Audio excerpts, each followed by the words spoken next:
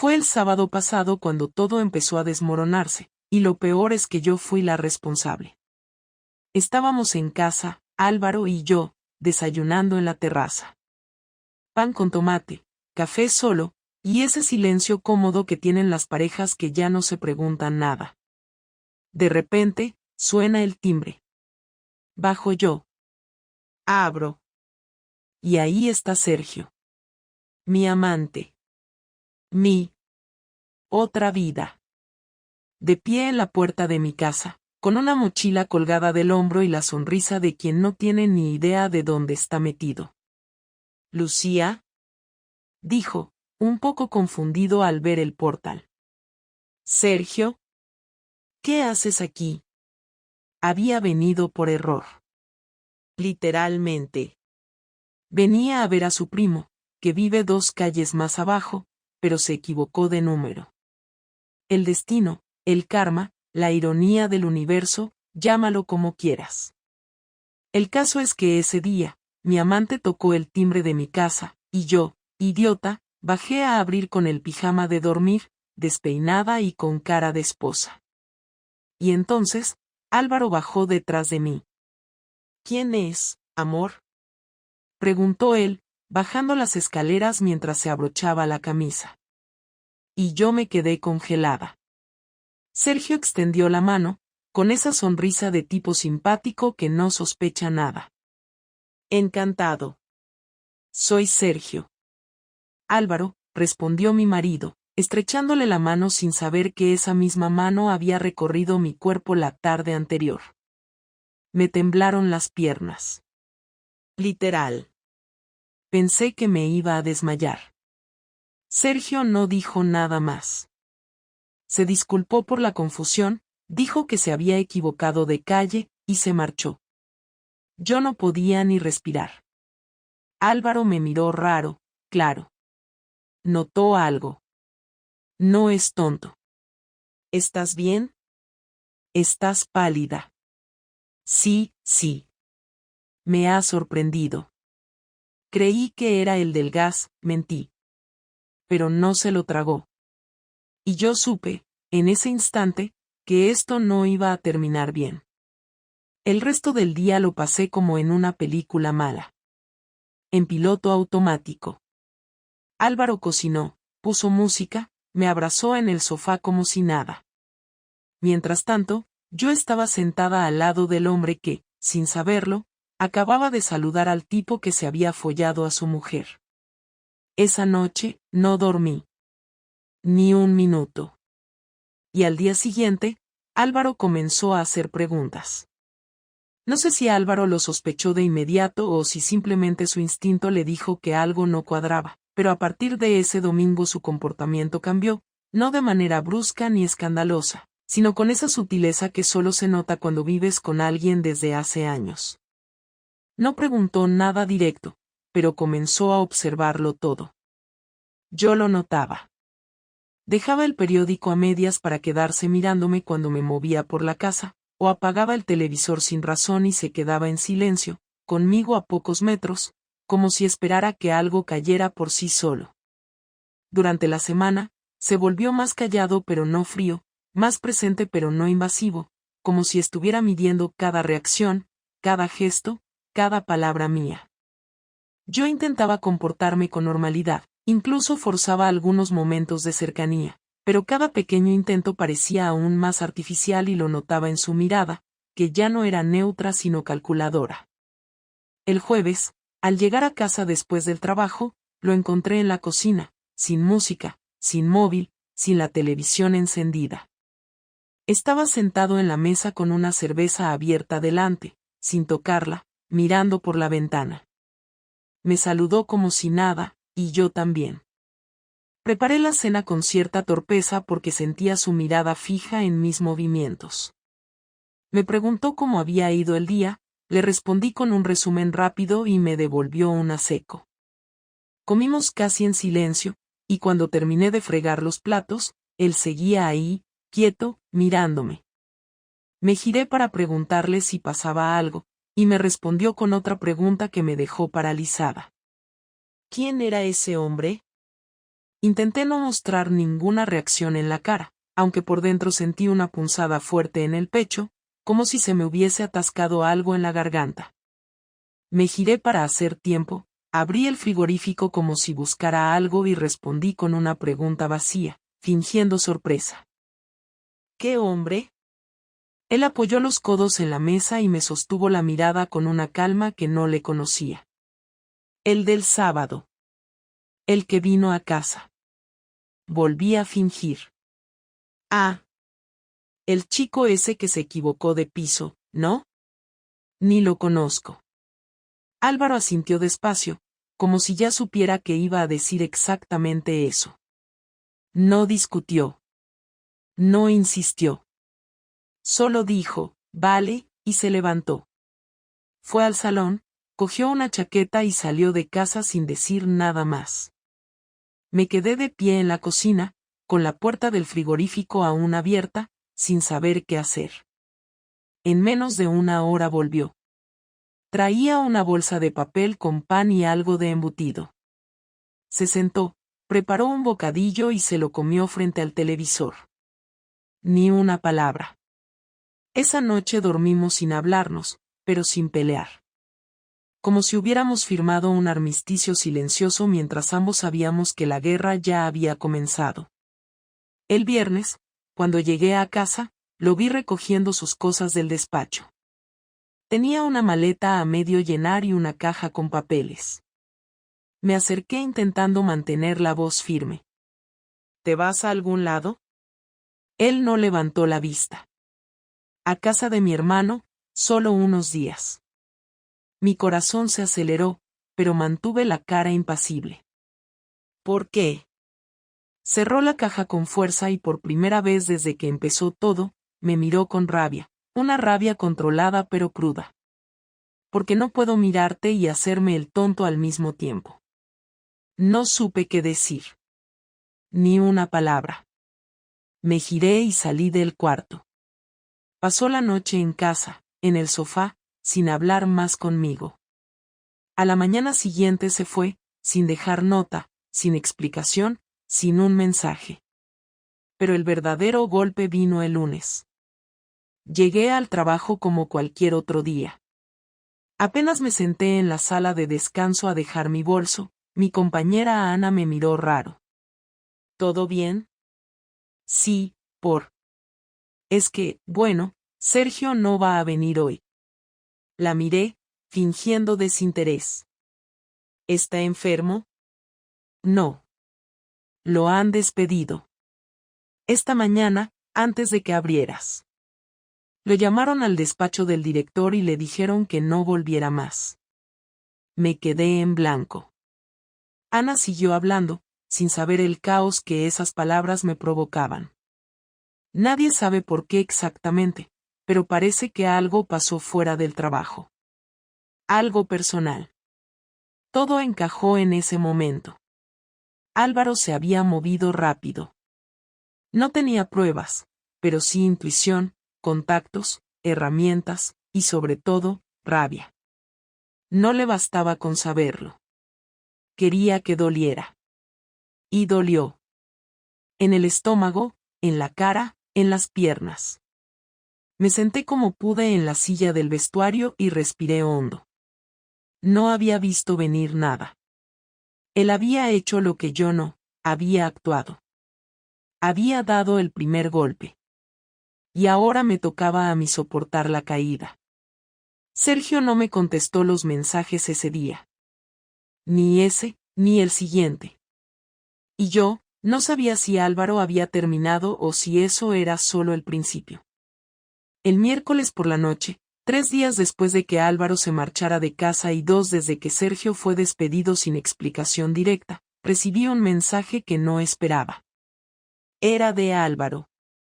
Corto, directo, sin afecto. Mañana voy a casa a recoger el resto de mis cosas. Estaré sobre las 19. No puso más. No preguntó si podía, no avisó con cortesía, simplemente informó.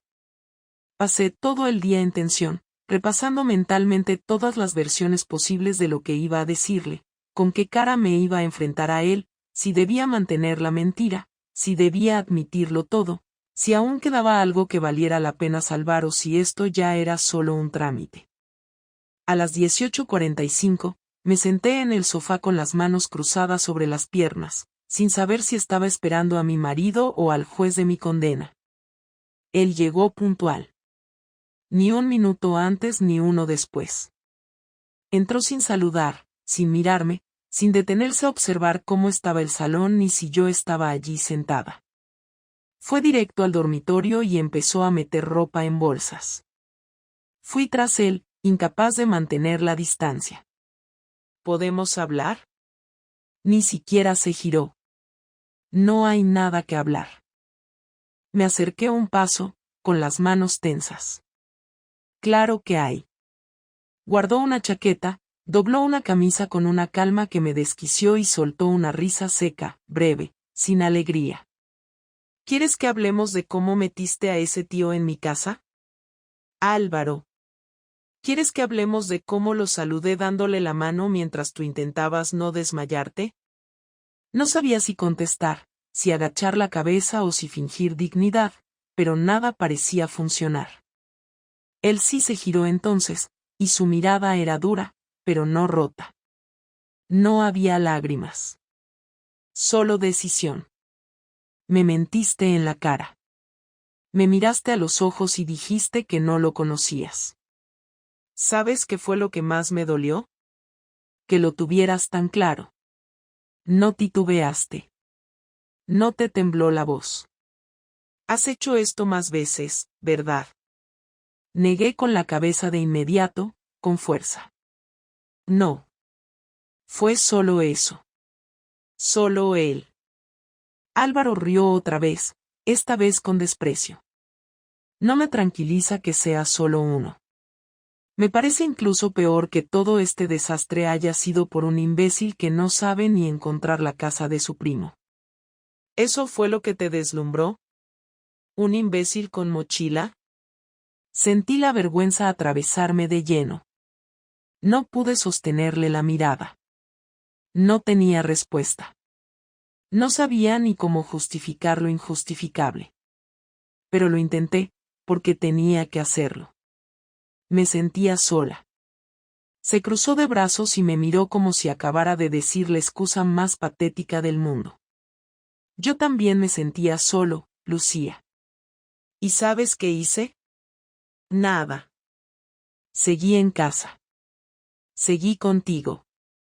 Pensé que era una mala racha, que se nos había ido la chispa por el trabajo, por la rutina, por las cenas silenciosas, pero nunca pensé que tú ibas a resolverlo abriéndote de piernas con el primero que te dijera que te ves guapa. Esa frase fue como un golpe directo. No supe si lo dijo para herirme o porque realmente lo pensaba. Quise responder, pero me interrumpió levantando la mano. No empieces con lo de que no sabes cómo pasó. Claro que sabes. Tú lo buscaste. No fue un error, no fue una debilidad. Lo organizaste.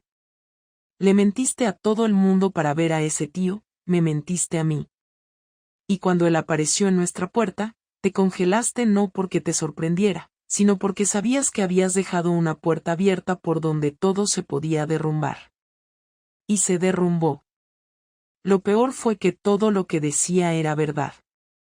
No había forma de discutirlo. No había grietas por donde escapar. Lo hice. Lo planeé. Me gustó. Lo disfruté. Y después mentí. Y cuando me pillaron, me escondí. Me callé. Quise que se arreglara solo. Álvaro siguió hablando, sin levantar la voz, pero con la tensión de quien contiene un grito. ¿Sabes qué hice después de irme? Fui a hablar con Sergio. No me reconoció al principio. Pensó que era una coincidencia. Pero cuando le dije que era tu marido, se le fue la sangre de la cara. Le pregunté si sabía que estaba acostándose con una mujer casada. ¿Y sabes qué me dijo? Que sí. Que no le importaba. Que pensó que yo era un tipo aburrido. No supe qué decir. No me sorprendía, pero escucharlo así, tan crudo, me hizo sentir estúpida. Como si me hubieran utilizado. Y supongo que era verdad. Me usó y yo lo permití. Le arruinaste el trabajo, dije en voz baja. Álvaro se encogió de hombros. Eso fue fácil. Un par de llamadas. Un informe interno. No hacía falta inventar mucho. En su contrato hay una cláusula sobre relaciones inapropiadas en el entorno laboral. ¿Te sorprende que lo hayan echado? A mí no. Era cuestión de tiempo. Yo solo lo aceleré. Se giró y metió los últimos objetos en su mochila. Me miró por última vez antes de cruzar la puerta. Esto no ha terminado. Pero hoy, por ahora, sí. Y se fue. Me quedé de pie en el pasillo, con el sonido de la puerta aún vibrando en mis oídos. Quise llorar, pero no me salieron las lágrimas. Me senté en el suelo, sin saber si esperar que volviera o si asumir que la siguiente vez que lo viera sería con un abogado delante. El viernes por la mañana fui a trabajar como si nada, aunque por dentro sentía una ansiedad que no lograba disimular. Cada correo que abría, cada paciente que saludaba, lo hacía con una sonrisa forzada, mientras en mi cabeza repetía la escena una y otra vez, Álvaro entrando a casa, hablándome sin rodeos, tirándome a la cara cada verdad sin necesidad de gritar, sin lágrimas, solo con hechos. Lo había perdido. Pero aún no tenía claro que tan lejos pensaba llegar él. Pensaba que su silencio, su salida esa noche, era el final. Me equivocaba. Lo que vino después fue mucho peor. No por lo escandaloso, sino por lo medido. Al llegar a casa esa tarde, noté enseguida que algo estaba mal. La cerradura ya no era la misma. Era nueva. Tuve que llamar a un cerrajero para poder entrar. Dentro, el piso estaba limpio, ordenado, igual que siempre, salvo por una diferencia, faltaban muchas cosas. Faltaban los libros de Álvaro, sus zapatos, la guitarra, el portátil, la cafetera que se llevó al principio de nuestra relación a su antiguo piso y que habíamos traído aquí como símbolo de que era su casa también. Faltaban cuadros, sus herramientas, su silla del despacho. Era como si nunca hubiera vivido aquí. Me temblaron las manos cuando vi que hasta la caja del router estaba sobre la mesa del comedor, con la contraseña cambiada escrita en un papel. Ya no es tu red, ni tu historia. El router estaba encendido, pero el acceso a Internet había sido bloqueado con control parental. Ni siquiera podía entrar a mi propio correo desde mi móvil conectado al Wi-Fi. Intenté llamarlo. Apagado. Escribí un mensaje. No contestó. Quise buscar a su hermano, pero no tenía su número. Pensé en ir a la casa de su madre, pero lo descarté. No estaba lista para una escena familiar. Me fui a la cama sin cenar, esperando que con el sueño se calmara algo, pero no dormí ni una hora. El sábado por la mañana, recibí un correo con un archivo adjunto. No había texto en el mensaje. Solo el archivo y el remitente, nuevoinicio@protonmail.com. Lo abrí. Eran imágenes. Capturas de pantallas. Documentos PDF. Eran todas las pruebas que yo pensaba que estaban a salvo. Fotos con Sergio, conversaciones por WhatsApp que yo había borrado, correos reenviados, capturas de llamadas, incluso una imagen de mí saliendo del coche de Sergio una tarde que creí que nadie me veía. Todo organizado en carpetas por fechas. Debajo, un último archivo, lista de destinatarios. Lo abrí. Ahí estaban los correos de mis padres, de mis dos hermanas, del director de la clínica, del jefe de Sergio, de la comunidad de vecinos, y del despacho jurídico al que habíamos acudido juntos el año pasado cuando queríamos hacer testamento. Mi primera reacción fue de incredulidad. No pensé que fuera capaz de algo así. Álvaro, el tipo noble, el que nunca levantaba la voz, había preparado un dossier completo con mi infidelidad, mi mentira, mi doble vida, y lo había enviado, o al menos amenazaba con hacerlo. Corrí a revisar mi bandeja de entrada. Nada. Ni en enviados, ni en papelera. Era un aviso. Una advertencia. Ese mismo día, fui a la clínica a buscar a Sergio. No estaba. Había dejado su móvil apagado desde el lunes. Me dijeron que se había mudado a otra ciudad, que no dejó dirección, que no quiso hablar con nadie. Me quedé sola. Completamente sola. Álvaro no solo se había ido. Me había dejado con una bomba que aún no explotaba, pero que podía hacerlo en cualquier momento. El domingo recibí otro correo. Esta vez, si había texto, no te preocupes. No se lo he enviado a nadie. Aún. Eso fue todo. Ni amenazas, ni explicaciones, ni advertencias de abogado. Solo esa frase. Y fue peor que si hubiera llamado a gritarme. Esa calma me rompió por dentro. Sabía que no buscaba humillarme en público, no aún. Quería que yo sintiera cada día esa incertidumbre, esa vergüenza anticipada, esa posible caída. Y lo logró. El lunes siguiente, mi madre me llamó. Me dijo que Álvaro la había contactado para decirle que se tomaría un tiempo y que le agradecía por los años compartidos. Nada más. Ni una palabra sobre mí, ni sobre la ruptura, ni sobre los motivos. Pero mi madre, que no es tonta, me preguntó directamente qué había pasado.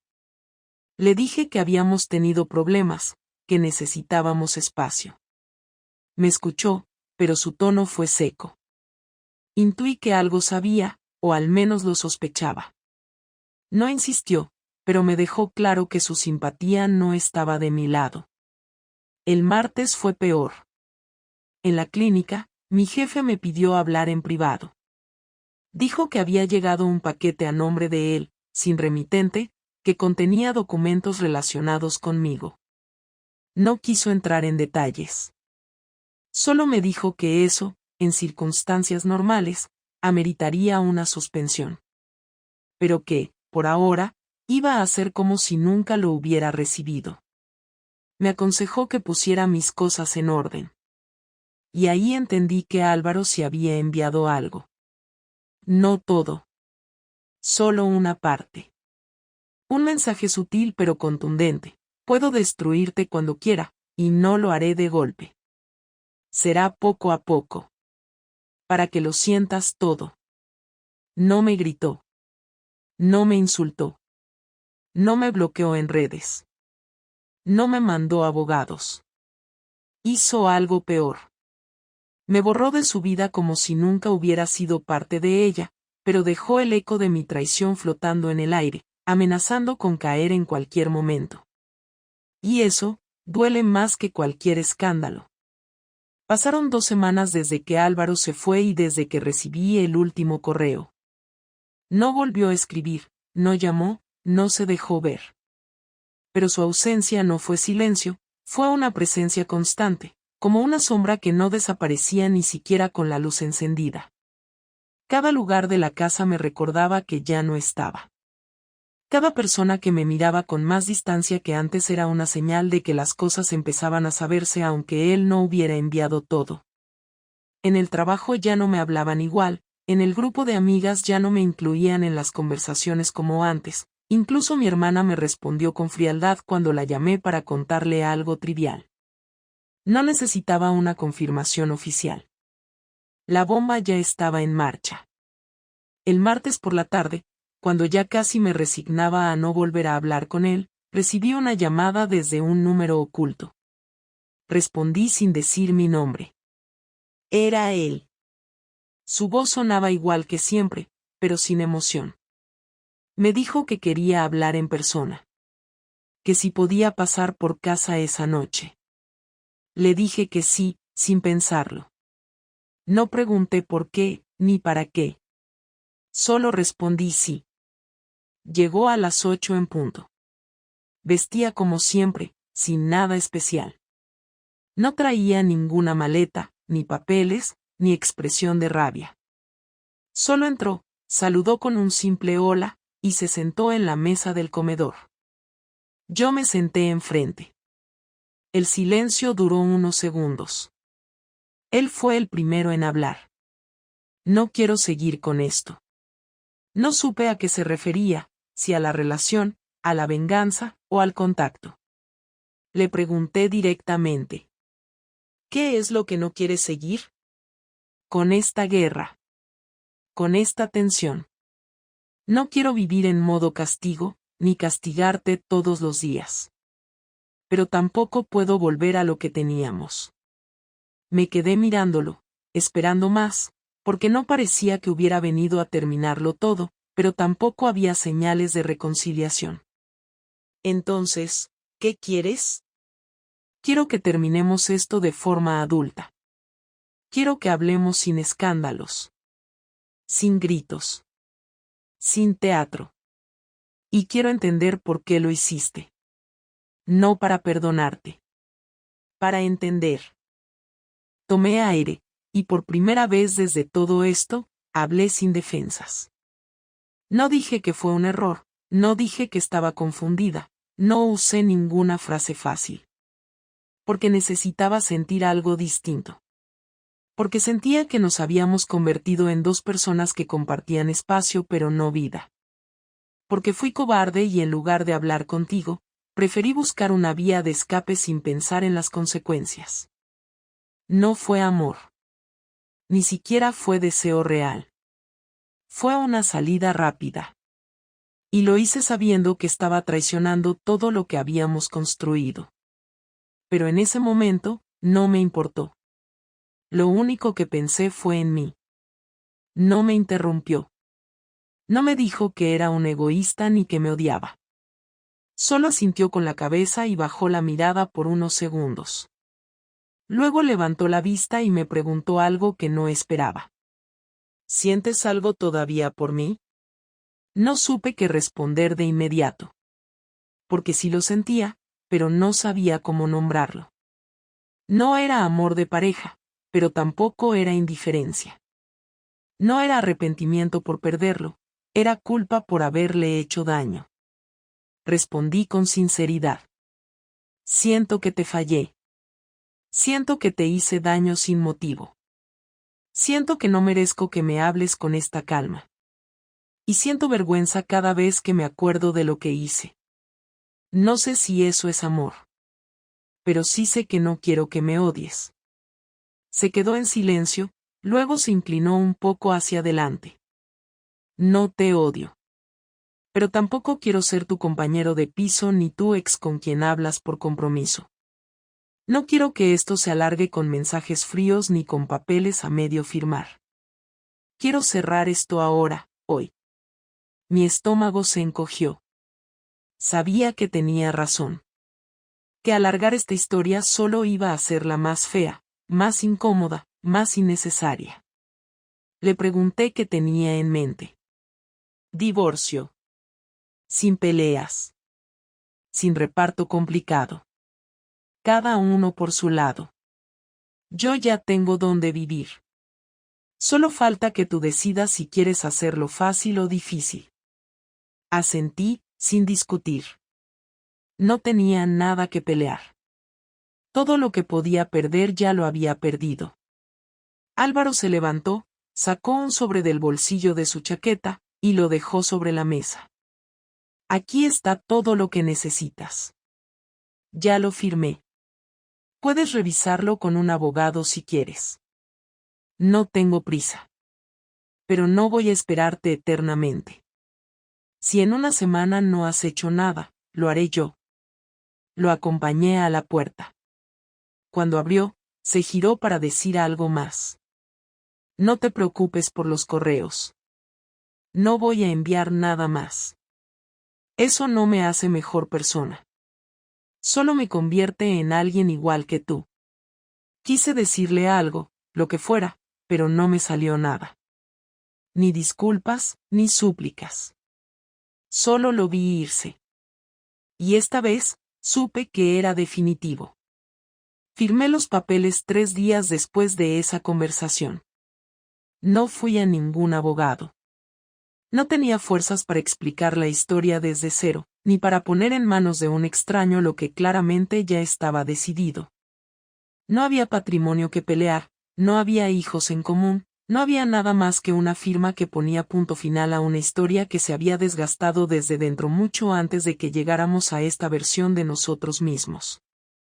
Lo metí todo en un sobre, caminé hasta el buzón más cercano y lo envié. Cuando volví a casa, abrí una cerveza, me senté en el sofá y estuve horas sin mirar el móvil, sin encender la televisión, sin llamar a nadie.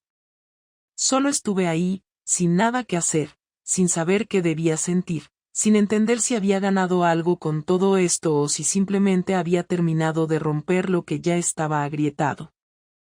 Las semanas siguientes fueron iguales: trabajo, casa, silencio. Nadie volvió a preguntarme nada. En la clínica todos sabían lo justo. Sergio desapareció del mapa por completo. No me escribió, no me llamó, ni siquiera intentó contactarme por redes sociales.